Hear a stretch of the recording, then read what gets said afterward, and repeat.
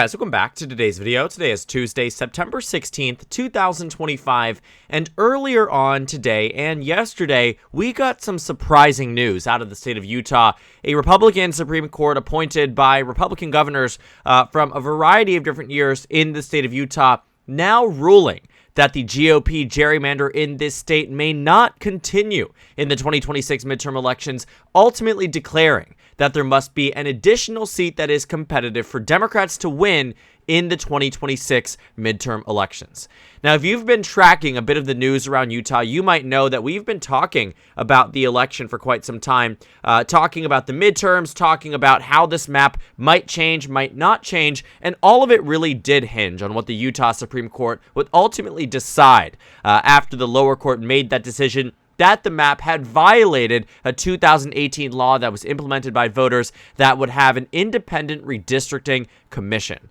What we saw in the court litigation and in this conversation from Democrats who had tried to get this map axed before was that their whole basis for argument was that in 2018, when voters in Utah passed, I believe, question 4 on the ballot in the state of Utah, that decision was one that was made by the voters that declared that an independent redistricting commission must exist and would recommend maps to the legislature that the legislature would then have to take up.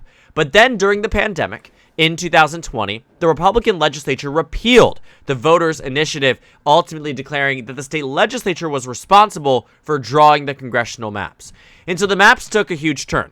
In 2024, every single seat here was safe Republican. The lowest of the bunch was 24 points to the right. The highest end, 33 points to the right. These districts were drawn to be very difficult for Democrats to have any pathway, any feasible pathway forward to even coming close to winning any of these districts.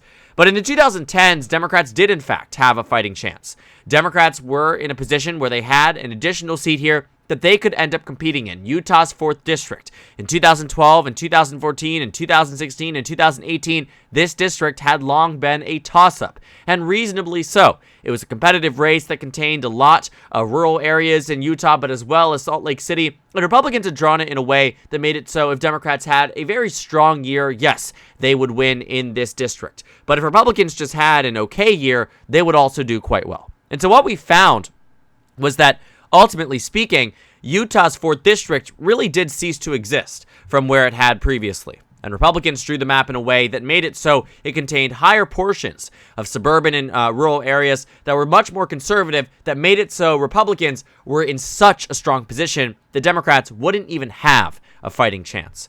And because the independent commission put forth a map that was very similar to that of 2020, when the legislature repealed it, repealed its binding authority in the maps here, we found that ultimately speaking, in Utah's 4th district, they were allowed to just completely overwrite what the expectations were set in this map. And so finally, a lower court sided with the Democrats and with anyone who really just wants a competitive seat in Utah in saying that the legislature violated the constitutional rights of the citizens that they had passed in their proposition in 2018, and that is the law of the land outlawing gerrymandering in the state of Utah.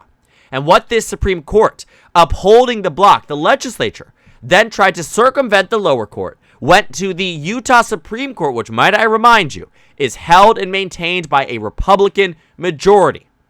They declared that the state legislature was wrong and they would not maintain the maps for 2026. Because what the Utah legislature was trying to do was not only were they trying to circumvent the process by having the Utah Supreme Court rule against the lower court, they were also asking for a stay of the maps from 2024 to 2026 to quote-unquote allow for more time for a more substantive redraw. It does not take time to draw a state with 4 districts. You can do it in 10 minutes. And anyone on election Twitter knows that. And that's the big problem here, that the legislature was trying to make this argument. The Utah Supreme Court saw right through it. And so now they're declaring the Utah legislature cannot maintain this map. The Utah legislature may not force this map down the voters' throats in 2026, and that it must be a brand new map that complies with the lower court's decision. And the lower court has already said that in Utah, if you bring me back a map that looks like this, I will mandate my own map, or I will take one from the Democratic group that is here. And so the judge has the authority that if the Utah legislature tries to mess around and bring back a map that is 4-0 Republican, this judge has already said, I am willing to take a map from the Democrats, which means in theory, Democrats could draw a vote sync additional district rather than a competitive one. The easy way out here for the GOP, that is inevitably a Democratic pickup and a Democratic victory in Utah, counteracting what Missouri is doing in their congressional maps, is that Utah could put forth a 3-1 map. Not one Democratic seat, but a competitive one like they had for the past 10 years prior to the 2020 redraws. But if they go for the gusto and try to pull one under the judge, there is a very real possibility that Democrats get a safe seat similar to what they saw in 2008 with one of the districts being so exceptionally Democratic that it is Republicans who would not have a fighting chance. And so thinking about where they're at when it comes down to the Utah maps, when it comes down to this congressional delegation, one Republican is going to have to give. And there very much seems to be a very common enemy amongst the Republican delegation here from Malloy, who is in Utah's 2nd District. She was almost primaried in the election. You will find here Donald Trump endorsed her, but guess what happens in this Republican primary? Won by just 0.2%. Exceptionally close, and a decision here of roughly 100 votes. And so she seems like she would be the one that Republicans would try to draw out because they already do not want her to be there in the first place. But getting back to this point, but what this does to the national math, well, let's understand it. Texas just redrew their maps. There's 5 additional seats here for the GOP. In a 2026 year, could be 3, 4, maybe 5, if the circumstances and the legal battles that Cuellar is about to face in spring of 2026 end up being against him. So maybe 5 additional seats in Texas. California's Proposition 50 looks more and more likely like it's going to pass in this state. Democrats are very outraged, still engaged. Newsom is spending big in the state. Proposition 50 is one that, if it gets through, will be very beneficial to the Democratic Party and likely net them 5 additional seats in California as well. And so then looking at Texas and California counteracting each other, you overall reach a net 0 gain for both political parties. But in Missouri, Republicans just passed a brand new congressional map that acts as the 5th district over here and completely draws it out to other parts of the state.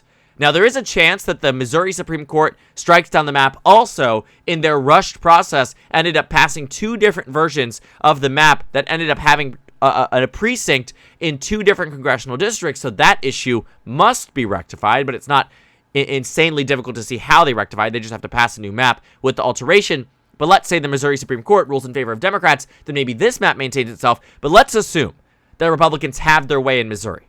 Well, now you're overall at a net +1 for the GOP. And so all this theatrics for a net +1. But now with the news out of Utah, it is inevitable the Democrats are at least in fighting chance in an additional district in Utah. And based on the language that this judge has used, there is actually no doubt in my mind that the map that must be put forth needs to lean towards the Democratic Party, or this judge will, in fact, allow a Democratic group to draw the maps for them. Or the court will draw a map that punishes the Utah legislature for defying court orders. Because we've seen this happen before, where there have been multiple times where the courts are requiring states to redraw the maps, but they keep putting forth back maps that are unfair and aren't abiding by court decisions. And oftentimes the courts say, all right, I'm going to draw the map.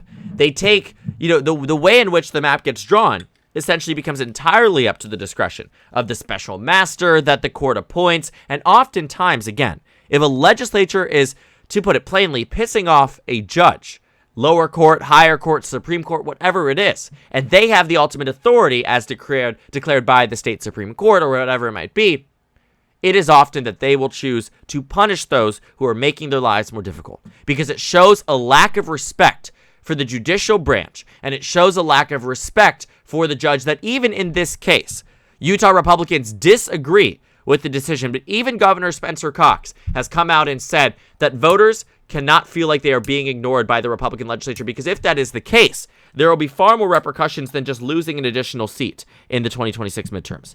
And he knows that. He's one of the more bipartisan governors. He's in this role just like everyone. And based on what he has been saying, I do not believe there will be this consistent and, very strong appetite for the Republicans to try to get these maps redrawn and overturned by a higher court. Because the group that they've already gone to thus far has been very adamant and very clear, the Utah Supreme Court and the lower court, that these maps cannot be maintained. And so I think Democrats are arguably, kind of hoping that they had done this earlier. It's very possible that, the House would look different, slightly so, had this argument been raised. But they had actually tried before. This is the first real time where they're getting a major victory, and it could not come at a better time than right before a Democratic year.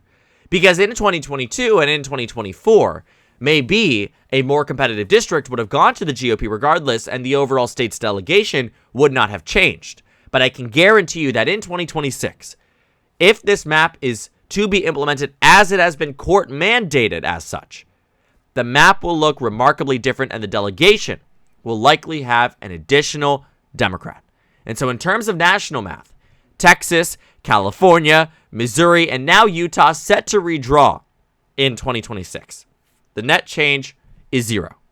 Now in Ohio, this is an interesting case. We'll talk about it closer to the time at which the map can actually pass, because right now, without any Democratic votes, the map cannot pass. But it currently is 10-5. Republicans are hoping to make it 13-2 or 12-3, meaning that Democrats would lose an additional 2 to 3 seats in in Ohio, overall, boosting the net gain for the GOP on the national level. But we knew that after 2022 and 2024, that Ohio's maps would need to be redrawn, and they already are and have been maintained themselves as a Republican-controlled state. So no real shot there that was ever going to redraw. But also now Maryland is open to the idea of redrawing their maps there. So there really are a lot of mini battles happening all across the country as it pertains to redistricting. Democrats are likely to prevail in California. Republicans have already succeeded in Texas and Missouri, pending courts changing the map slightly in Missouri and maybe not even approving it. But right now, they've gotten the upper hand pending a court decision. In Utah, Republicans had the upper hand for 2022 and 2024, and it is now, and in this moment, that it is the GOP who is suffering yet again another loss on this redistricting battle that they felt that they were going to slam dunk. Because with Texas making that initial announcement, it was all at the request of Donald Trump, and I can guarantee you that if Texas had not done the redraw, states like Illinois and Maryland and New York for 2028 would not be considering it either. California would not have been considering it, and there is a slim chance that the Utah Supreme Court and the Utah lower court would not have ruled this way had this not become a more national issue. Because there have been cases of even Democratic courts striking down and upholding Republican gerrymanders because they did not feel that the stakes were as high. In Kansas, for instance, the Democratic Supreme Court did not strike down this gerrymander for the GOP. Democrats still ended up winning the 3rd district, despite them making it more, conservative than in 2020. That just speaks to the extent that Sharice Davids is popular in her district. But the point is that this map was, in fact, and is, in fact, a GOP gerrymander, and the Democratic-controlled court would not strike down the map. But in Utah, the Republican court would, because the circumstances of the national environment have changed from 2022 to 2025.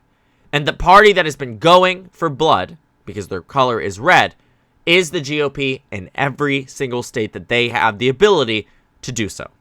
Passing a map in Missouri, passing a map in Texas, open to passing a map in Indiana and in Florida. But in Utah, Republicans are getting a taste of their own medicine with now their court, appointed by their governors, being in this position where they are now upholding the lower court's decision mandating that legislature cannot use this map in 2026. And so what we are likely going to see is that in this forceful redraw, an additional Democratic seat, countering and balancing where Democrats are on a lot of different parts of the country, and it will be looked to immediately if Democrats get that additional seat as a prime Democratic pickup opportunity, and potentially a likely one at that. Because Democrats got it in 2018, and the chances are here that the court will mandate a map that gives Democrats more than just a fighting chance on the map here, but rather a decision and a map that will likely give Democrats the upper hand at baseline and Republicans the fighting chance rather than the other way around. Because Republicans went too far in Utah, it is now coming to bite them, and it is now coming in a way that would essentially push Democrats and propel them to one additional seat in a state that is overwhelmingly conservative. But Kamala Harris received nearly 40% of the vote in the last election, and reasonably speaking, based on proportional vote share, Democrats should have at least one additional seat. No guarantee it will be a vote sink, but Democrats are going to be in a far better position than where they are currently.